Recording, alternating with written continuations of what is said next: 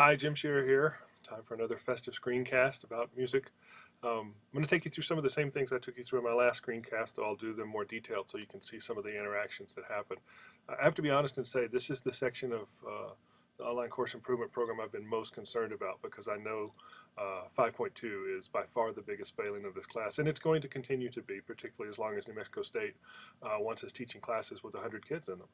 There's no way to have meaningful interaction with students that I found in a class like this with 100 students. Now, this semester, after many years of forcing 100, I did talk them down to 75, but still, it's an insane workload for the professors. And trying to monitor any kind of meaningful interaction and create projects between students who interact is just impossible.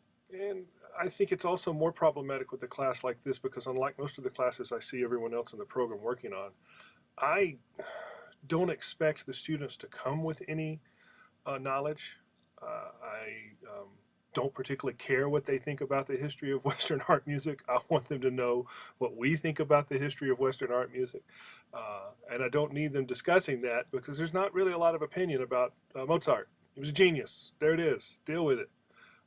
What I do want them to discuss is their interaction with music, their personal response to the music. And that's where this class becomes very subjective. But that interaction needs to be more between me and the student, and that's where the homework assignments come in. A lot of the homework that they have to do for me ends up having at least some subjective quality to it. It's impossible not to in the world of music. But I don't need the students interacting about that because, again, they don't have the worldview to sort of guide that discussion. You can talk about how they like it or I didn't like it, but that's about as deep as that's ever going to go. I can guide them in different ways, and that's where the interaction between this class really happens. So 5.2 is always going to be a weak area here. I think the other areas I'm pretty successful in, or at least I will be in the future. 5.1, I think I answer very nicely. Like I say, 5.2 is weak. 5.3, I haven't done this in the past, but of course it's an easy fix for me. I will be adding very clear statements in the syllabus and other places in the class. You will hear back from me in X amount of time. The response will be this, this, and this. This is what you'll get back from me, because I always do that. I'm very consistent about it, but I don't have it in writing on the syllabus, so that's easy to add, piece of cake. 5.4, I think, is just fine. There are two things that I intend to add, like I say, a clear timeline for response. This is when you get your homework back. This is the timeline that you should count on hearing from me. And then modules. I have all of my assignments and quizzes very clearly marked, but I like the way modules work and we stream through them. I was always scared of them because honestly, I'm not an education person. I never really understood what modules were and how they work. Now that I see them, it's like, okay, that's easy. It's just a different way of organizing the same material. So piece of cake there, going to fix that. The one other thing I'm thinking about adding with this class to encourage some sort of interaction is some sort of extra credit thing where we might throw up a question every week. And it would be a more general philosophical kind of question, what do you think about the National Endowment for the Arts and should it continue? Should it be a government supported thing? What do you think about education? Blah, blah, blah. And have students discuss that. Because their view is, of course, very important. They're the voters. They're the ones who are going to make the decisions. So there, I think that interaction is very important. I do leave space, as you can see on my homepage, for discussions. That's completely opened. I do monitor it. All the other teachers I have teaching this class, I have them monitor it. But we don't throw anything up. We're not prompting discussion. If the students want to use it, they can. Of course, they have access to the people. And that's really about it. Let me show you what we do for interaction in this course. And I'll start, again, with the textbook because the class is completely tied around this textbook. Here is a typical active listening guide. Now, it doesn't stream, it doesn't move in time because you've got to pay different copyrights for that. But with any player, like the one you'll see right up here, let me move it over, it's got a little timeline on it and you can see exactly what's happening. So here's my iTunes and here's the listening guide for Mozart. And we teach them letter A with a really annoying song. My apologies to those of you who are classical music lovers because you will hate me for the rest of your life after you hear this. But we teach the first theme this way. It's a bird playing some Mozart. Learn that, you can always find your way. Starts right off. Whoops. Starts right off. Play Mozart. It's a bird, it's a plane, it's a Mozart. Da-da-la, da-da-la, da-da-la. And here it is, right here. And so as you follow along in the timeline, you can always see what's going on. Open this window up so you can see the timeline. You can see it going along here. There's letter A again.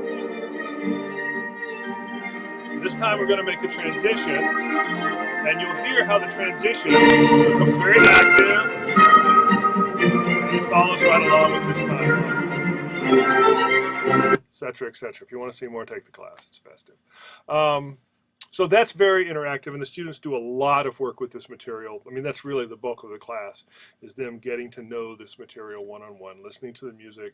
And we have an active listening guide in Chapter 1 that tells them exactly how to go through this, how to follow along. One time through is not enough. Listen down into the orchestra, hear what's going on underneath. All of those types of discussions.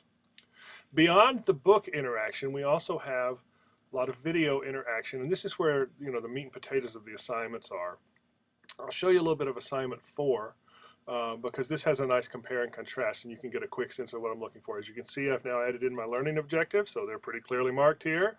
And then each video assignment has a different objective, and so there's written narrative for each one of these. Sometimes I'm looking for simple compare and contrast, sometimes I want deeper thought, sometimes, you know, each one is different. Sometimes it's just an emotional response to the piece.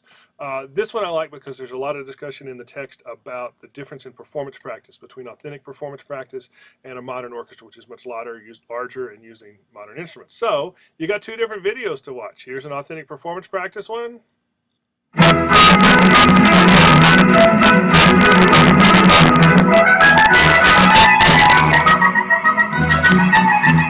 And you can hear the really crappy trumpet trill there because it's a natural trumpet. Versus a modern orchestra.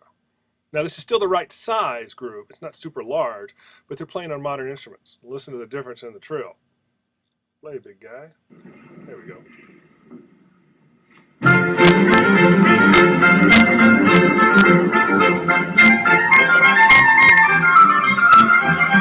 the trill right there? As a whole lot easier with valves. We want them to get that. So the question says, in the second video, you'll see artists performing modern instruments, hear the difference, compare and contrast these 2 videos, blah, blah, blah, blah, blah. So we're getting that kind of response from the students. So there's a lot of interaction with the students and they're going to write the homework, they're going to turn it in, and I'm going to respond to it. And I will write written comments where it's appropriate. I will correct them where they're wrong. I will guide them to new things. A lot of times this happens, they get real excited about something. Wow, I've never seen anything like that before. They'll write that in their homework. So I'll send them 5 more links. Boom, boom, boom, boom, boom. You like that? Check this out. So it becomes this guided listening thing where I'm taking them to more material. And that's all in response of the homework. And we do that all the time. We're pretty comfortable with that. And it works pretty well. It is time consuming for the people who teach this class. And that's why big classes make it, you know, the bigger the class, the less we really get to interact with the students. And I would love to see New Mexico State change this. I would love to see no more than a maximum of 50 in these classes. And, you know, ideally it ought to be like the branch, 30 kids, done. But so far we haven't been able to work that out in MSU. So that's the interaction in my class. That's how it works. At the end, I like the last assignment too. Let me show you that one real quickly. And this is a really fun one. This is some of the best interaction that we actually have. There's an interlude that talks about issues with the arts, and then we go through jazz, and they watch a bunch of videos, and then they say the final assignment, please do not skip this one, because they're real bad about skipping this one if they don't go to the bottom here. Now I've put it in the learning objectives at the top. Thanks, Sandy. I've been giving you the videos to watch all the way through. Show me your favorite video, and tell me what I should be listening for. And the one other thing, and I didn't mention this earlier, this is another thing that I think I might move earlier in the class, and maybe split it out and make it a multiple assignment. You know, do this a couple of times so I'm getting more feedback from the students. But again, that gets really tough with 100 students in an online world. It's just, you can't watch 100 videos and respond to 100 kids saying, hey, that was really cool, or God, please don't send me that death thrash metal again. So it's a tricky world. But that's how you interact in my class. And again, the biggest fall down, I think, is this right here. I don't have group projects. It's really not appropriate for this class. I don't have a lot of online discussion going on. I don't think it's appropriate for this class. For my graduate classes, I will take everything I've learned in this program and apply it. I've seen a lot of great stuff that I intend to use in my graduate classes. I just don't think it works here. So that's how we do it here. Thank you so much. Have a great day.